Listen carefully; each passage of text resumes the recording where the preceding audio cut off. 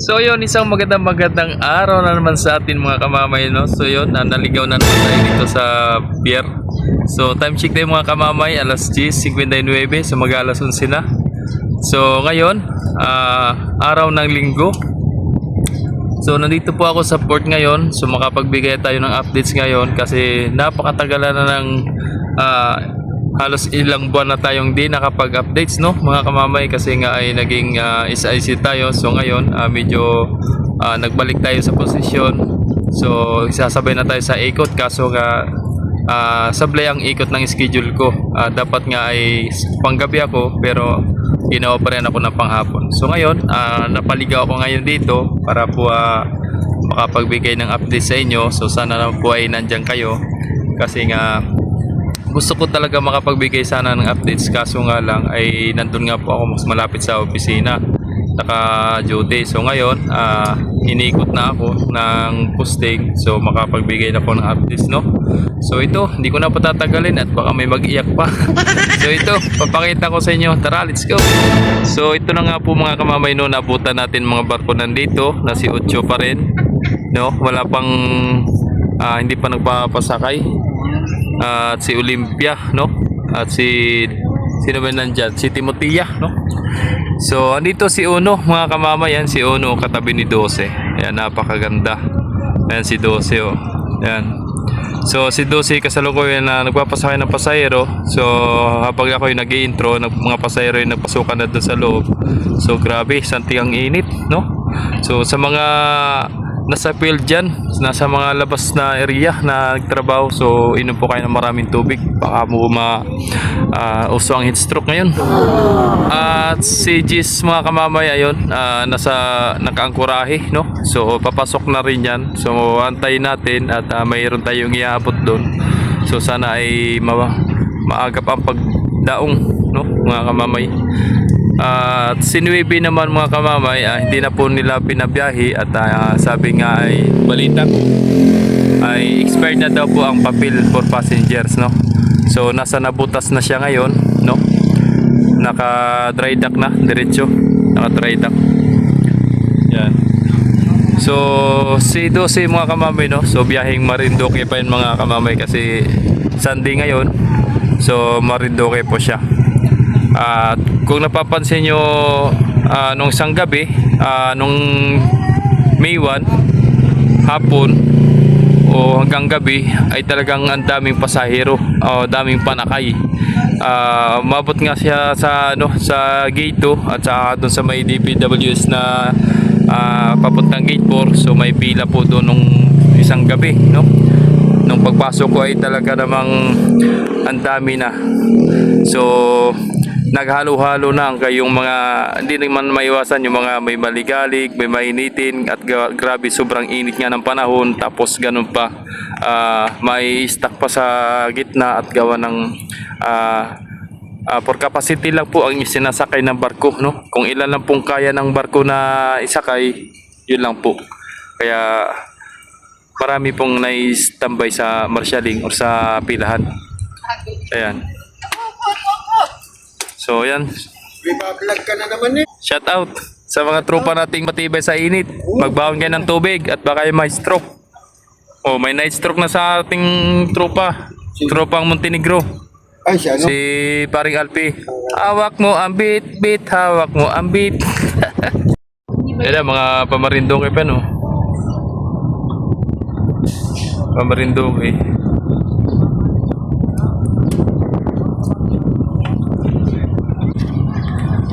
Yan, Coast Guard na lang inantay ni 12 para pull out papunta Marinduque. Ay, may pumasok na birds, oh.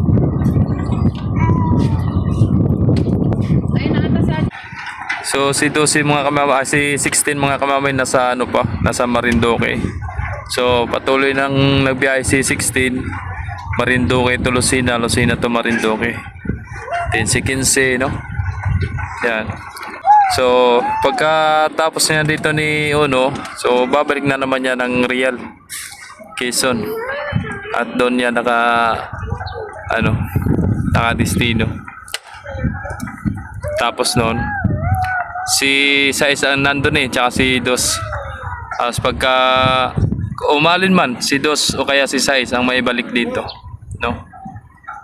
At maalin man doon sa dalawa. Si si Jeroma.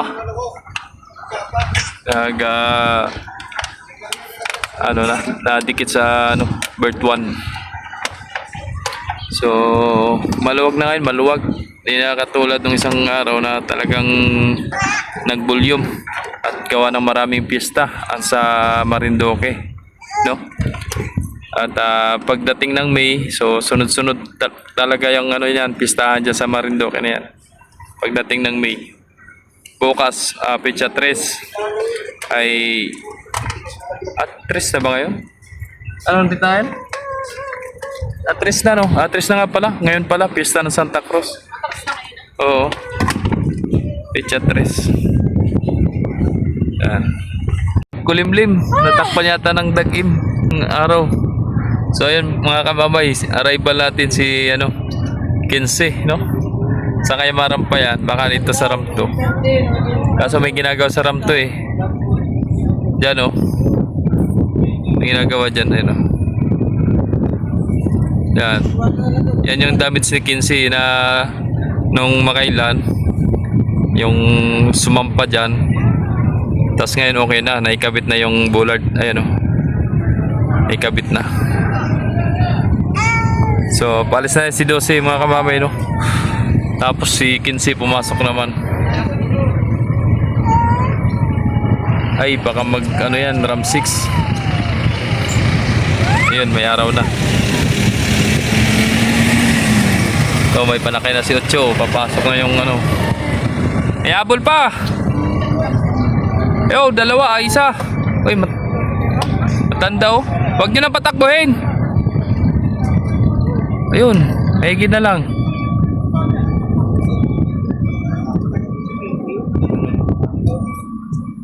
Habol pa. Abot pa si nanay. Abot na abot si nanay.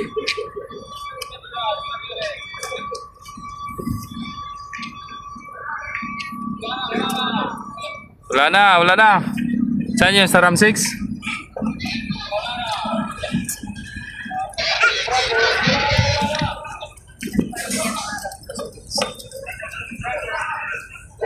Pull out na mga kamamay si 11, no? So time check tayo, alas 11:30. So sakto sa oras 11:30 nag pull out. Ayun, natsimpuhan natin at wala pa si Gis, inantay natin si Gis. So dyan daw pala papalit si Gis mga kamamay sa inalisan ni 12. Yan, dyan siya marampa. So pag nakalabas na yan, papasok na isa. Papasok yan sa rampuan. Ba, sa rampur pala papasok si si 15. So matsimpuhan natin si 15 mga kamamay. Ayun, o. Ingat sa biyahe 12, ingat sa biyahe. So yun, maraming salamat po, no, sa mga nagtanggilik pa rin sa mga video ko, no. So sa mga makapanood nito, sana po may share nyo po ang aking video at sana po tuloy-tuloy po tayo, no, makapagbigay ng updates, no, regarding dito sa mga barko at sa mga biyahe. Tungkol naman sa mga pamasahe, alam nyo na po mga kamamay, tumaas po talaga ang pamasahe, no, tumaas pa. So ano kaya kasya kaya si 15 dyan sa Raupur? Sino kaya yung Montenegro na yun, ay parang si Neptuna. Si Neptuna nga yata. So tingnan natin dito si 15 kung kaya. Luwag pa. No. Dami rin pasahero. Dito sa gilid eh. Anong barko kaya yung Montenegro na na may naipit na crew? Puto lang pa. Oo. May napanood ako doon sa ano eh. Napanood ko sa mga video eh. Putol talaga. Wala pa na ito. Wala dito, hindi sa atin. Baka eh... Hindi sa atin. Pero Montenegro. Hindi. Baka eh, kung di sa Siargaway ano, sa Dumaguete. Putol. Putol ng dito. Naipit na ang lubid. Mga nagmamadali naman. Sir, good po.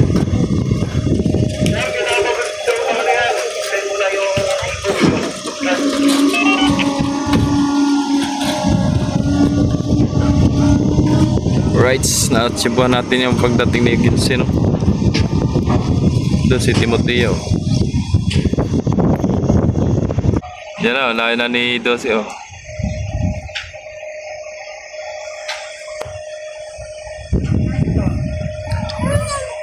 Kaya balikan na yung galing sa Marinduque. Labasan, oh. Taas ng tubig. High tide.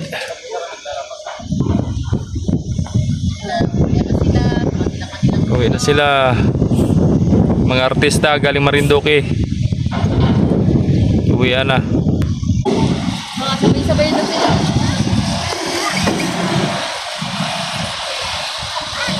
Mga pasahero.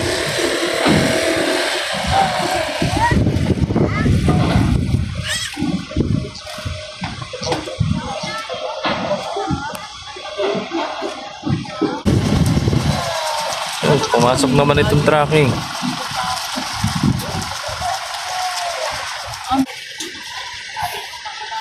Dami rin sa akin ni Kinse. Yan, naglabasan ng mga pasahero.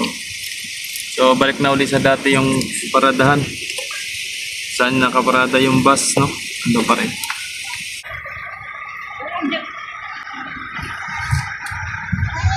Yes, mga kamamayong. Pumasok na sa Rampon. So, dyan tayo papasok mamaya. Gawa ng ano, iabot tayo. Supply. Rampon. Kasi ito nakasama kay Ajay nung matagal nang hindi nakauwi. Nagpunta ng... Wala ko din. Yeah. Mga talong araw kami na biyas sa kanila. Ayos na. At mag-aalas 12 na. Gutom na. Lagi ni Ajay. Marami yung isa mo ay magdikdik mo rin sa Ang biyambar ko nandito, Timotea, Olympia, 15, si Ocho, Kabilog yan. Ganyan yung ano. si Ono at si Gis. No? Hindi ya itong ano. Kasi Girona pala yun, Girona. MTKR Girona. lalo lang. So, meron siyang IMO number 9723813. Palayaan sa ka. Yan. Huwag yan nakatulungan ako. Ako nga yung bilog. Ba, Hindi ko nagawin yun. Oo. Sa barko ni Daddy. Pasok kami sa barko ni Daddy. Itlog. Dilawan ang ito sila. Anong lakas niyan? Ayun na, kukunin na lang diyan. Kukunin pasok. Sini Maya, pasay mga paket. Palit damit nung ay mga. Sabi ko ba terrorist? Hindi yapit. Alright, so yun, hanggang dito na po ang video sa ating mga kamamay. Sana nagustuhan nyo ang ating updates ngayong araw mga kamamay. Kung anong oras mo man ito mapapanood, maraming salamat po sa inyo. At pakishare na rin po ng ating videos ngayon. I-update natin ngayon, i-upload sa YouTube, no? So yun, maraming salamat and God bless. God to be the glory. Alright, bye-bye.